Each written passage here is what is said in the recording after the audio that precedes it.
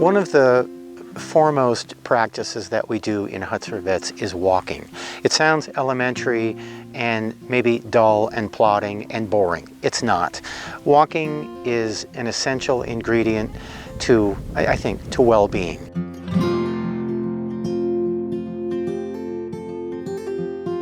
Walking is a way to process thoughts and ideas.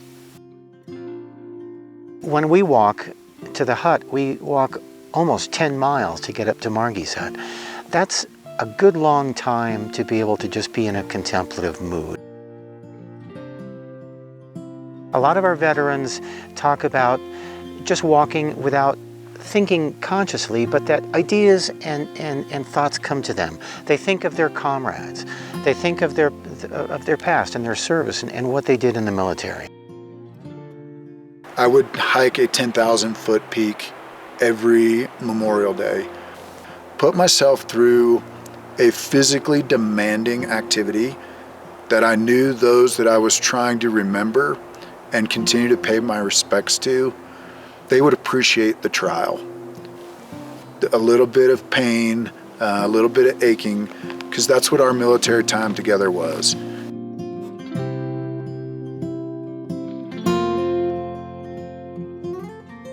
Doug Peacock, a Vietnam veteran, wrote a book called Walking It Off, where Peacock discovered that his sanity rested so much on the ability to walk the wild land that we have in the West here and throughout the country, that walking for him was his salvation and enabled him to remove himself from the immediacy of those experiences by engaging in where he was at that time with his sensory system.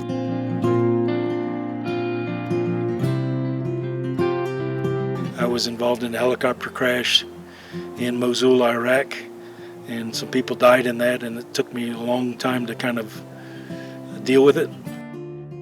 And things just kept getting worse and worse, and my life kind of came apart. And my way of dealing with it is I came out here to Colorado in 2015 and hiked the Colorado Trail. So I literally walked away from all my problems.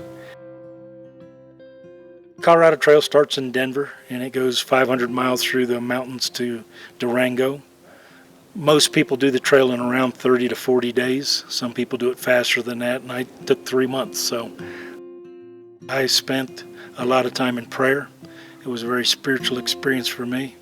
There was a lot of people that I needed to forgive, and there was a lot of people that I needed to ask to forgive me. Since then, I've moved out here from Tennessee, and this is a place where I find healing, is up here in the mountains.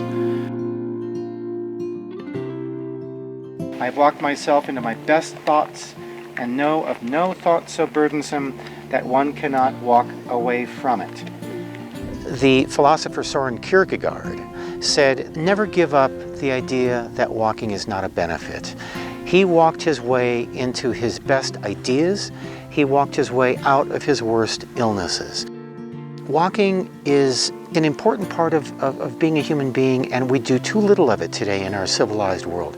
Everybody's in cars or vehicles, machines. To get out and walk is probably one of the first steps, if you'll pardon the pun, one of the first steps in healing for Huts for Vets.